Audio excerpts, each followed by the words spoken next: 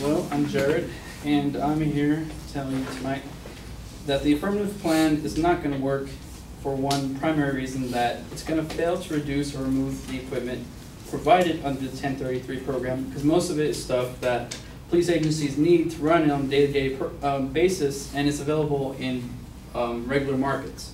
So therefore, they're still going to be able to get this stuff, they're still going to have to buy it, except now they're going to have to pay more for it. In addition to this, there's four primary disadvantages from taking away from this program. The first is that police agencies will not be able to get much needed equipment at cheap prices.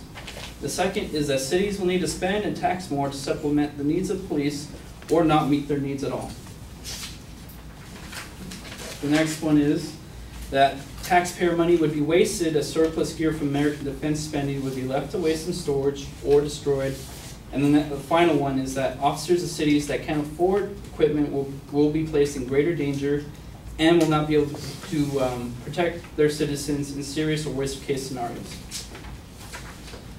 So going back to the reason why this won't work, the DLA, which is the Defense Logistics Agency, they're the agency that basically runs this program and gets the gear from the military and gets it into police hands. A PowerPoint that on their website that they showcase to, or they make available for police departments to make a presentation to their own department why they need that stuff, basically has a list of the items that they can acquire through the 1033. These items include office furniture, household goods, exercise equipment, generators, tents, handcuffs, riot shields, holsters, reflex sights, binoculars, magazines, digital cameras, ambulances, pickup trucks, SUVs, tactical vehicles, watercraft, aircraft, toolkits, first aid kits, blankets, bedding, combat boots, computers, printers, fax machines, and the list goes on and on. And basically, the way that most people characterize this program is that it's a big supply warehouse that police agencies can get this stuff and get it for free. The problem is, it's stuff that they already need. If you take it away, now they have to purchase it in regular markets, and they're still going to need it, they're still going to get it, and basically taking it away isn't going to provide the advantage that the affirmative is trying to argue. What it will do is cause four primary disadvantages. The first one is police agencies will not be able to get much needed equipment at cheap prices. Dudley James, in his article, Why Police Agencies Are Well Served by the 1033 Program, states, in estimating the cost to run a police agency, I would calculate that approximately 70 to 80% of the agency's budget is dedicated to personal salaries and benefits. Taking this into consideration, there are often insufficient discretionary funds to purchase needed equipment in training vehicles, equipment, fuel, tires, facilities, computers, paper, technology, weapons, ammunition, training, and education. Basically, he's saying that all the stuff that we need to operate is free through the 1033 program. Take that away from us, and now us, as who are already putting 70 to 80% of our budget just to pay police officers, now we can't equip them, we can't train them, we can't get them the stuff that they need to operate.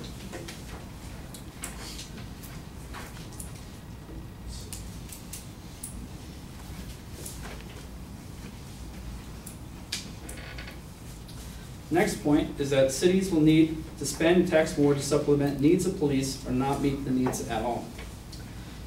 The BJS, which is the Bureau of Justice Statistics, in the 2007 report stated that overall operating budgets for police averaged about $4.4 million per department for 2007, ranging from about $849 million for departments serving a population of 1 million or more, or 263 for departments serving fewer than 2,500 citizens. In that same article, they stated that when both sworn and non-sworn personnel are included, the average annual operating budget for local departments was about $88,000 per employee. Operating costs range from near $100,000 per employee in jurisdictions with up to 1 million residents, or $49,000 for jurisdictions with fewer than 2,500 residents. So as you can see, a lot of the money has already been used to pay just the personnel that they need. And in another article where Rob Reiser stated, or in the article that's called "Local Police Will Armed with Surplus Military Equipment," he stated that the police chief of one of the cities stated that the city's armored personnel carrier usually only comes out for executing high-profile search warrants. He said that it's they're working to procure a more reliable $300,000 Bearcat, but not through the DoD program. So whereas the NRAP, which in Taylor Wolford's "How America's Police Became an Army" article, where he stated that the NRAP costed no more than $2,800. NRAP is the armored transport vehicle that is in the primary controversy of this debate, where that's only $2,800 for a police department to acquire. Going outside the DoD, you would have to pay $300,000 just to acquire the same or equivalent item.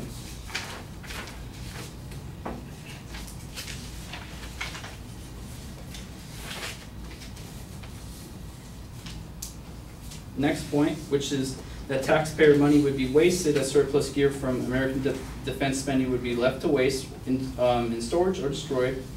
On the DLA website, they stated that the DLA Disposition Services manages the DoD surplus property sales program. Excess property that's not reutilized, transferred, or donated may be sold to the public. The property no longer needed by the government is only sold if it's appropriate and safe for sale for the general public. Basically, the stuff the stuff that's safe for sale for the public is going to be sold, and more revenue is going to be made, because in the National Defense Budget estimates for 2015 from the Undersecretary of Defense stated that basically they had a chart of all the estimated budget that they're going to be spending for just defense from 2015 to 2018. For 2015, that budget is going to be about $631 billion. For 2016, it's forecasted to be $569. 2017 is going to be $577 billion, and in 2018 it's going to be $586 billion. So basically, the DoD isn't planning to cut its funding for defense spending. It's going to keep going the trend that it's been following now. It's just that with this program, at least some of the stuff, at least more than $5 billion worth of gear can be reused, and taxpayer money can be reutilized through that process.